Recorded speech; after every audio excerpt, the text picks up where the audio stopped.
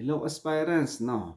So, na-discuss na natin sa part 1 and part 2 yung pag-a-apply online sa job bank at saka sa workabroad.ph. Yung pangatlo po, ang i-share ko sa inyo, ito po ang agency, yung DMW License Recruitment Agency na nag-assist sa akin para makapunta dito sa Canada. In other words, ito po ang naging agency ko papunta dito sa Canada.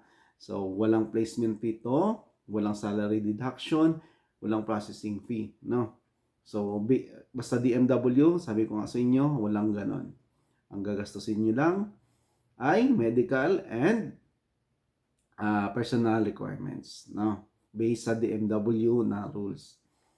And ito po, paano mag-apply, anong Facebook page, at anong website, ituturo ko sa inyo kung paano. Ito ngayon, pupuntahan nyo lang po ang Staff House International na Facebook page.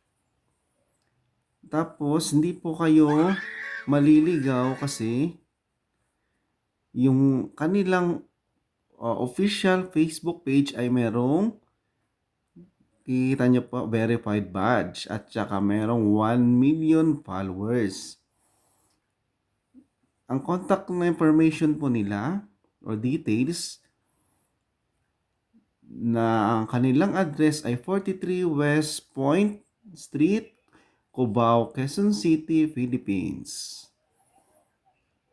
Yung kanilang contact number is +63 2891 33333. Ang email ad naman nila po ay info@staffhouse.com. Kung makikita nyo na po yung kanilang page, scroll down nyo lang, ito yung kanilang mga latest post. No? Yan. Oh, kita mo, nandyan pa nga yung ating no? Ayo yan, yung page natin. Yung ating reels, shinare ng Staff House mismo. Official Facebook page nila.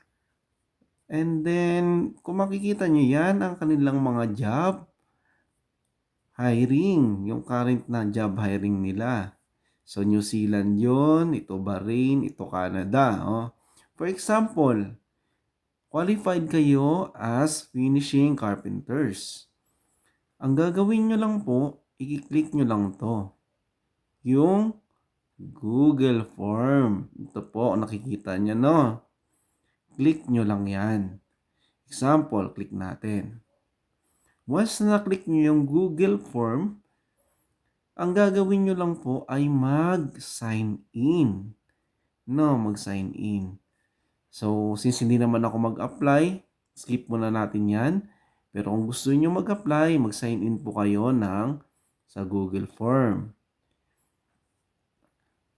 Kung gusto niyo naman mag-apply or titignan yung kanilang iba't ibang job hiring, i-click nyo tong www.staffhouse.com/job-opportunities, no, na link.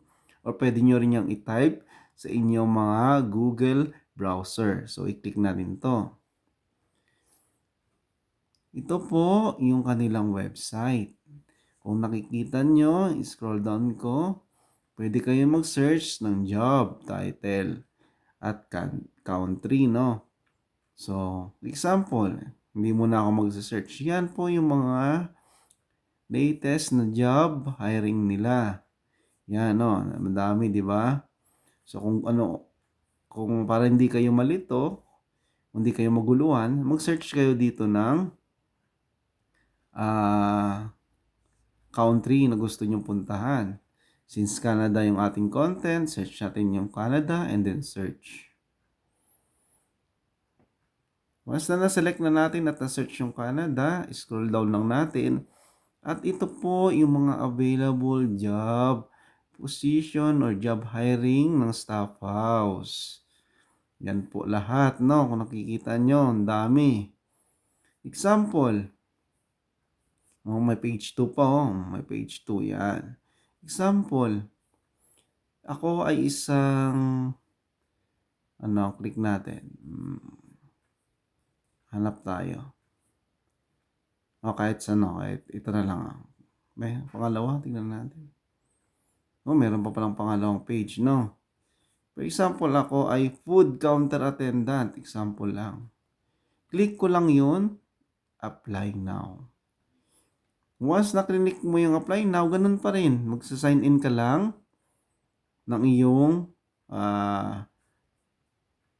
inyong email address, then mag-fill out ka lang ng Google Form. Yun lang po kasimple.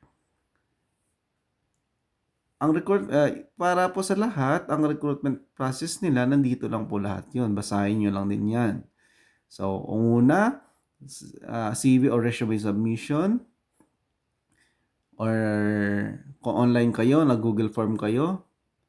Then, pre-qualification. So, yun yung recruitment team nila. I-evaluate lahat ng pinasa nyong resume. Or yung pinil out nyong Google Form. Then, papupunta lahat yan sa shortlisting. Yung shortlisting po, yan po yung mga na pre-qualified na ng recruitment team. So, ibig sabihin po, yung na-shortlist ay dadaan sa employer interview, pang 4 steps. And then, kung kayo'y pasado na sa employer interview, doon na po tatanggap yung job offer and acceptance. No? Ganun lang po kasimple pag gusto nyo mag-apply sa staff house. Ang staff house po ay licensed DMW recruitment agency sa Pilipinas. So, may iba-iba silang bansa na hawak at pwede nyo itong applyan, pwede kanyong mag-walk-in kung gusto nyo. Kung malapit lang kayo, mag-walk-in kayo. At kung malayo kayo, ito po yung try nyo yung online na tinuro ko.